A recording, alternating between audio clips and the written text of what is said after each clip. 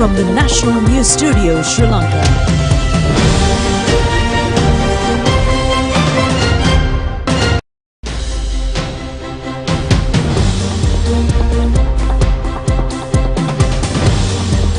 Good evening. This is the National News Telecast. I'm Moin Hettiarachchi. And I'm Sharifah Tahir. Let's take a look at the headlines.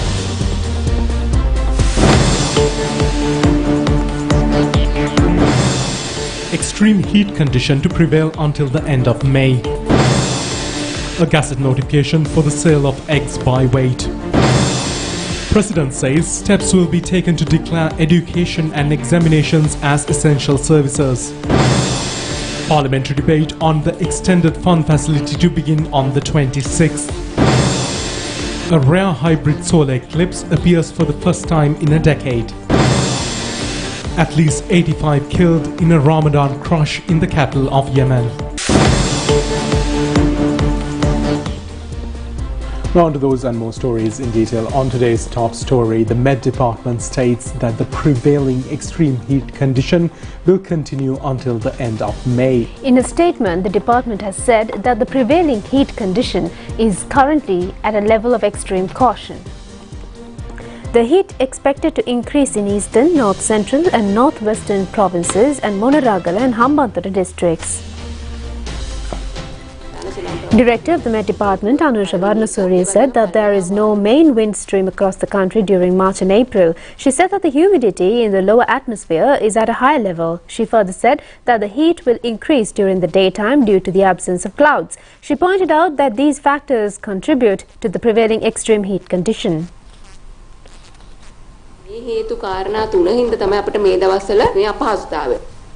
The health authorities have pointed out that the importance in frequent consumption of liquids as the heat is currently at extreme caution level.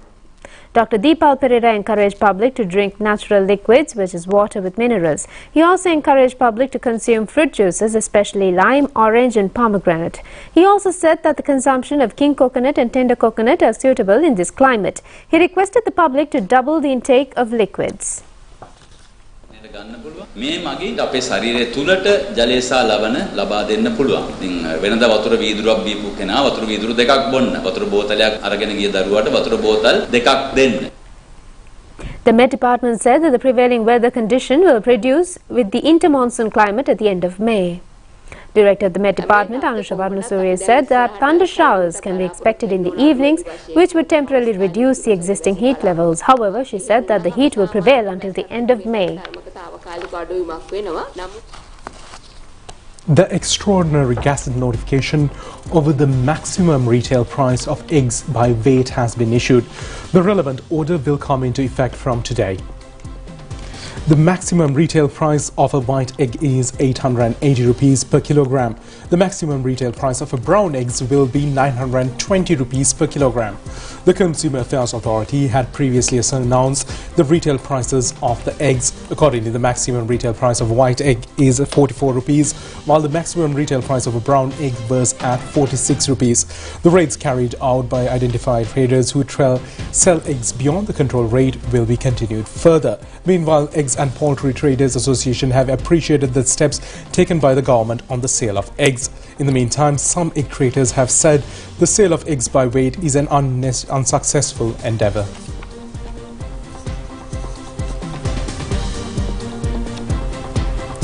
President Ranil Wickremesinghe says the immediate steps will be taken to declare educations and examinations as essential services. The President made these remarks while joining a discussion held at the Presidential Secretariat yesterday to review the progress of the special budget proposals implemented in the year 2023 by the Ministers of Education and Higher Education, Labour and Foreign Employment.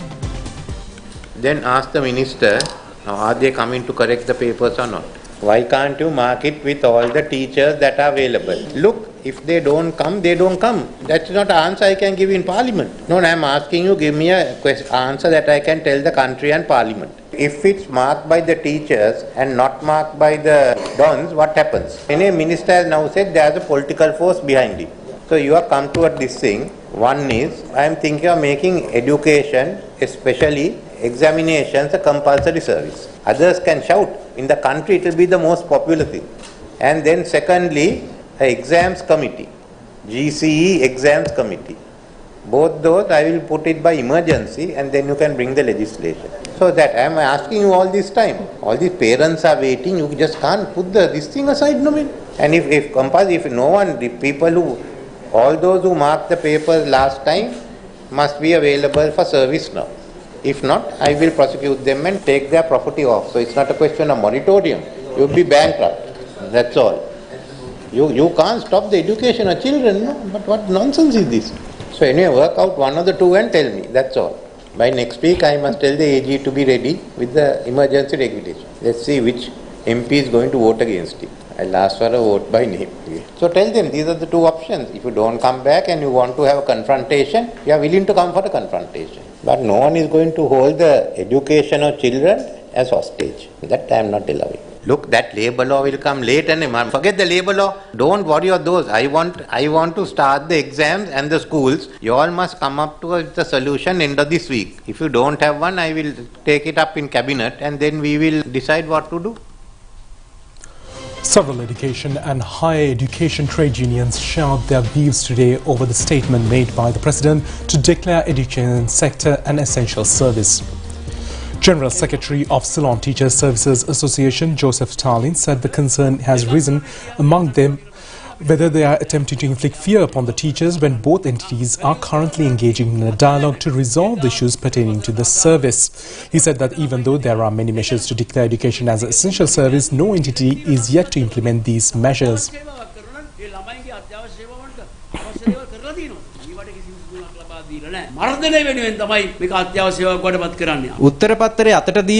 Media spokesman of Federation of University Lecturers Association Senior Lecturer Charudda Ilanga Singha says that the issue is a sensitive matter. He said that as university lecturers, they were looking at advanced level issues in the sensitive manner and conducting many rounds of discussions with authorities. Yet they were able to reach certain agreements and manage resolve issues during the discussion. Committee on Parliamentary Business decides that the resolution for the implementation of the arrangement under the extended fund facility of the IMF for Sri Lanka to be debated from 26th to 28th. Acting Secretary General of Parliament Kushani Rohanadira made the relevant announcement. This was decided at the meeting of the Committee on Parliamentary Business held today under the chairmanship of Deputy Speaker of Parliament Ajit Rajapaksa. The arrangement for the 48-month extended fund facility of about $3 billion was tabled on March 22, 2023. Whilst the proposal submits that the Ministry of Finance, Economic Stabilisation and National Policies should provide all necessary approvals for the implementation of the said setup, a vote is to be followed post the 3-day debate. If necessary, the committee decided. The Agriculture Ministry says that exporting Tokma cow monkeys to China is a request made by a Chinese company. Ministry Secretary Gunadasa Samar Singha said that the relevant Chinese company is maintaining an animal breeding center. Reports have indicated that the Tokma cow monkey population in Sri Lanka is between 2 and 2.5 million. The aim of the project is to identify areas where the monkeys inflict damages to cultivations and remove them from such areas. However, Agriculture Ministry has pointed out that no decision has been reached to remove Tokma monkeys from the forest areas, reserves and protected areas.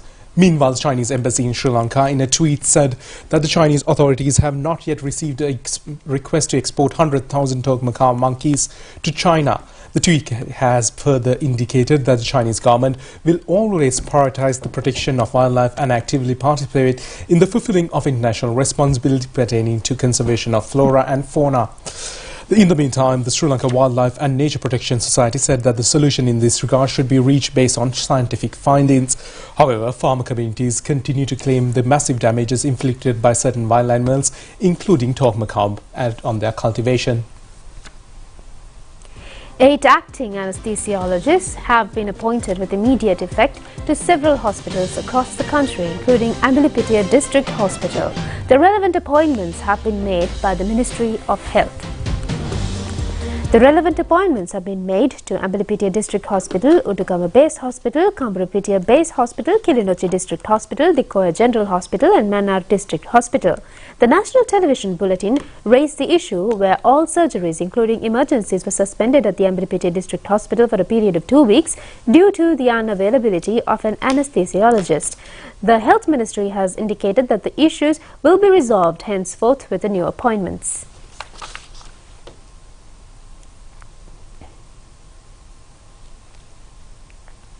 The Global Buddhist Summit 2023 was inaugurated in New Delhi today. The two-day Global Buddhist Summit, the first of its kind, was titled Response to the Contemporary Challenges from Philosophy to Praxis. Prime Minister Narendra Modi addressed the inaugural session of the Global Buddhist Summit this morning. The two-day summit is being hosted by the Ministry of Culture in collaboration with International Buddhist Confederation. The summit is an effort towards engaging in the global Buddhist Dhamma leadership and the scholars on the matters of Buddhist and universal concerns, and to come up with a policy input to address them collectively.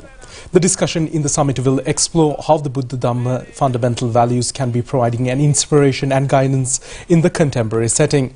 The summit will witness the participation of eminent scholars, Sangha leaders and Dhamma practitioners from all over the world who will discuss the pressing global issues and look for answers in the Buddha Dhamma that is based on universal values. The Indian Prime Minister, addressing the inaugural session, said the world is passing through challenges such as war, economic instability, terrorism, religious extremism and climate changes, and asserted that Lord Buddha's ideas offer a solution to these problems.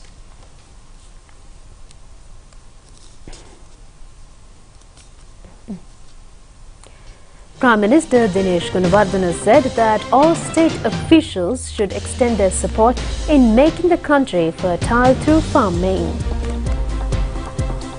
The Prime Minister made these remarks while taking part in the Badula District Progress Review meeting of the New Village, New Country National Joint Participatory Development Programme. The meeting was held at the Badula District Secretariat today. Speaking at the meeting, the Prime Minister pointed out that certain officers who receive salaries from the state have neglected the survey activities to provide welfare benefits for the poor in recent times.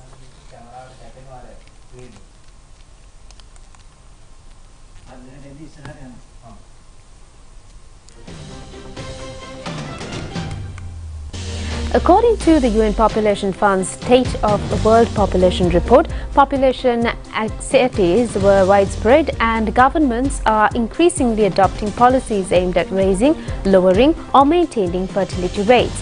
In its 2023 State of World Population Report, UNFPA said that thriving and inclusive societies can be built regardless of population size if countries are prepared to radically rethink how we talk about and plan for population change.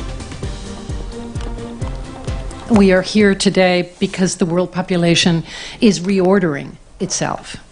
In November, the global population surpassed 8 billion, the largest population the world has seen.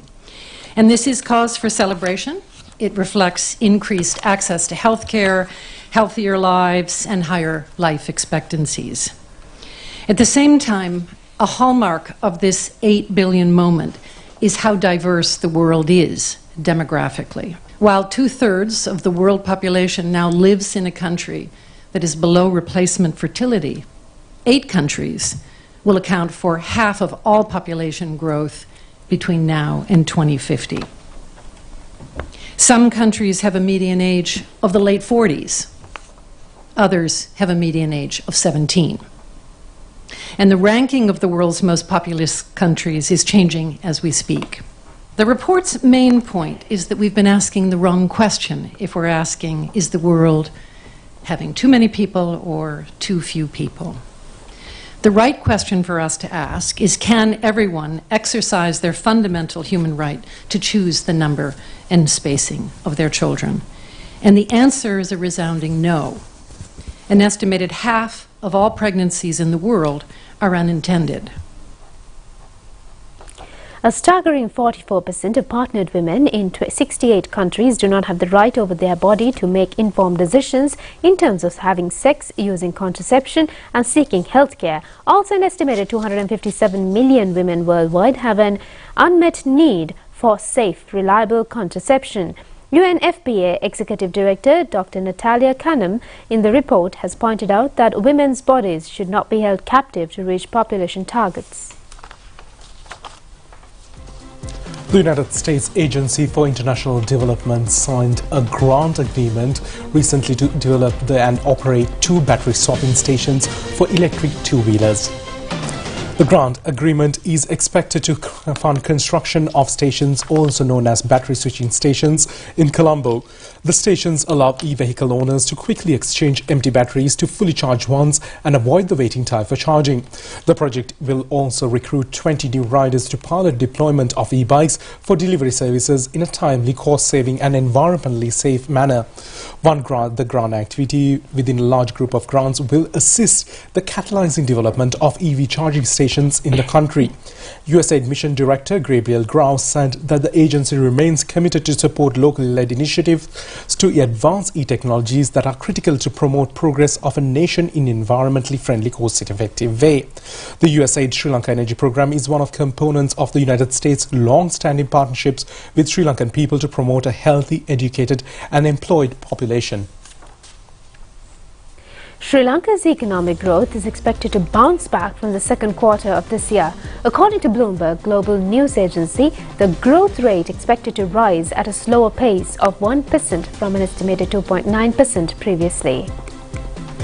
Economists have cut Sri Lanka's growth outlook for the rest of the year as curbs on imports and still limited reserves persist amidst the International Monetary Fund releases bailout loans and the authorities work towards a debt restructuring efforts.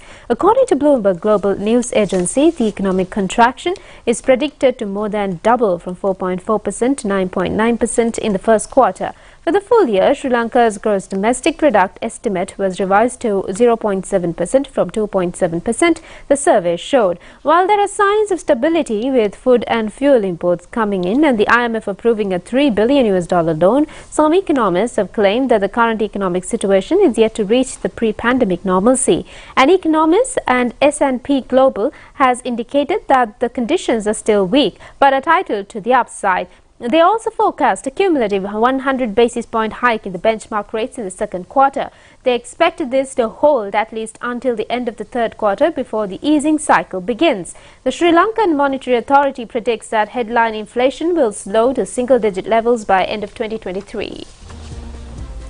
The Ministry of Defence Sun Festival 2023 was celebrated in a grand manner at the ministry premises in Akuragada with President Ranil Wickremesinghe in attendance as the chief guest.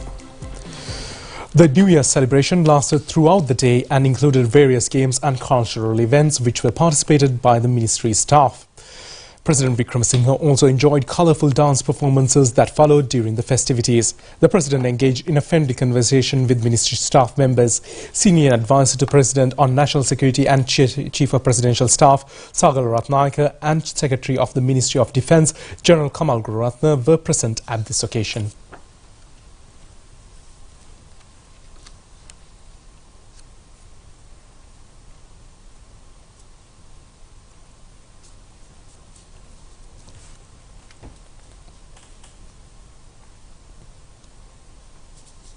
Tree planting, the final ritual of the Sinhala and Tamil New Year, was held this morning at the auspicious time of 6:38 a.m.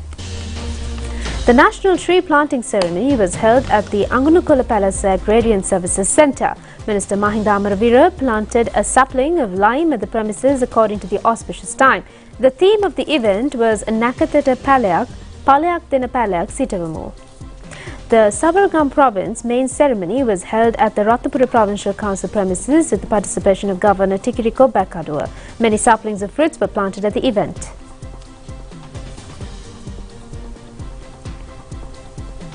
A tree planting program was held in a 100-acre land in Valahandua State Estate in Gaul today. Minister Ramesh Pathirana and State Minister Lohan Ratwatu were present at this occasion.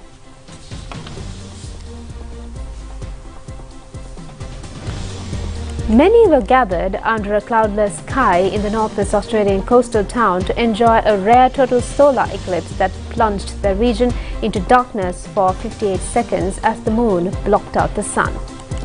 The remote town with fewer than 3,000 residents was one of the best vantage points in Australia to see the new eclipse that crossed Indonesia and the Eastern Timor. The international crowd had been gathering at the exit for days, camping in tents and trailers on the red dusty plain of the edge of town with cameras and other viewing equipment pointed to the skies. The totality occurred at 11:29 a.m. Australian time, bringing darkness and spectral calm. People in the West Papua and the Eastern Timor were also able to witness the total eclipse. The Indonesian capital, hundreds flocked to the Jakarta planetarium to watch the partial eclipse, which was obscured by clouds. The hybrid solar eclipse was mostly over water as it tracked off the Indian Ocean to the Pacific Ocean. The eclipse also gave scientists a chance to observe the sun's corona, which is usually obscured in its bright rays.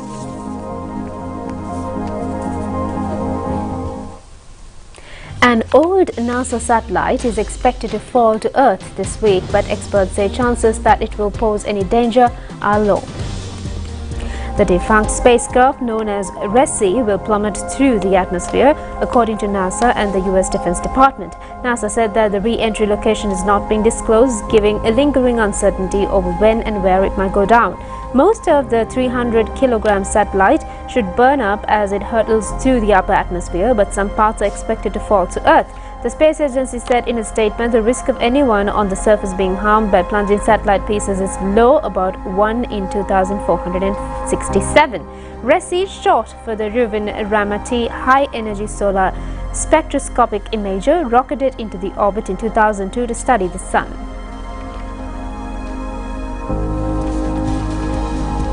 We'll be back with more international stories. Stay tuned in.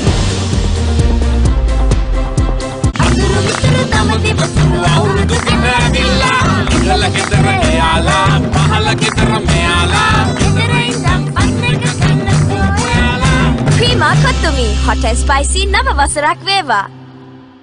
තෑගි ඉතිරෙන සම්පත් ඉතුරුම මේ අලුත් අවුරුද්දේ සම්පත් බැංකුවේ ඉතිරෙන්න ඉතිරි කරන සැමට උතුරන්න තෑගි ඉතුරු කරන සෑම රුපියල් ලක්ෂයකටම වටිනා බහුකාර්ය බෑග් එකක් හෝ ඉමර්ජන්සි LED බල්බ් එකක් ඉතුරු කරන සෑම රුපියල් 50000කටම වටිනා කුඩයක් සමග ලන්ච් බෑග් එකක් ළමා ඉතුරුම් ගිණුමක ඉතුරු කරන සෑම රුපියල් 20000කටම පාසල් උපකරණ කට්ටලයක් වැඩි විස්තර සඳහා 0112303050 අමතන්න සම්පත් බැංකුව හෙට දින එළිය කරයි. Prima Kottumi, hot and spicy nava wasarak veva.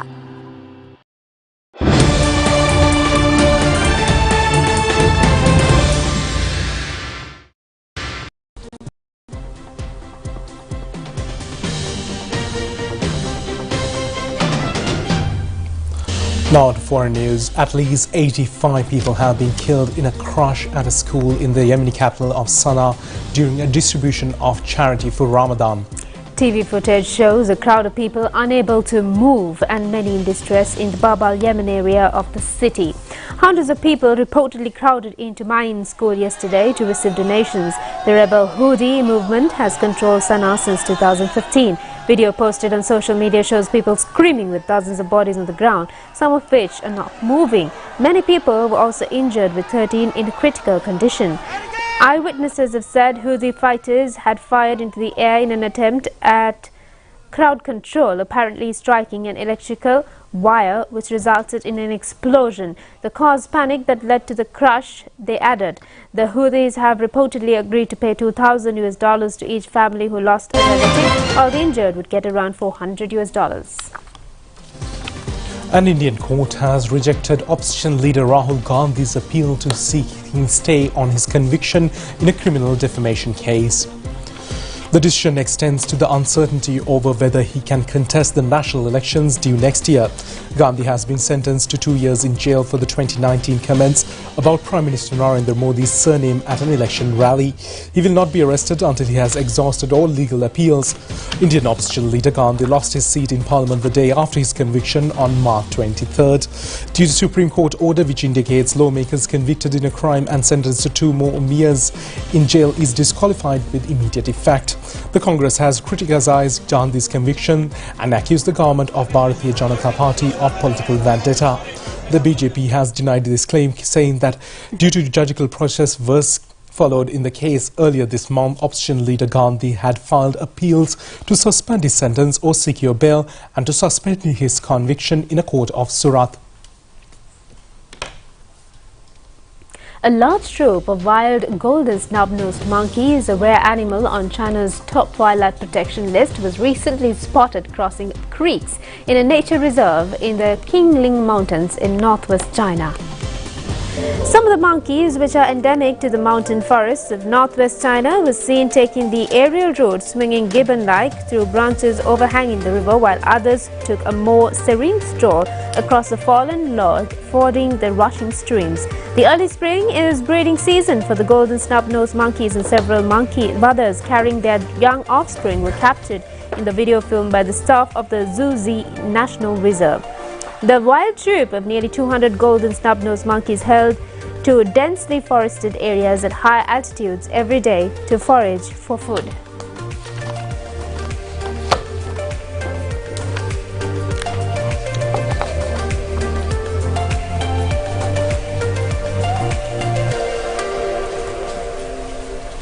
Prima Kottumi, hot and spicy Nava Vasarak Veva.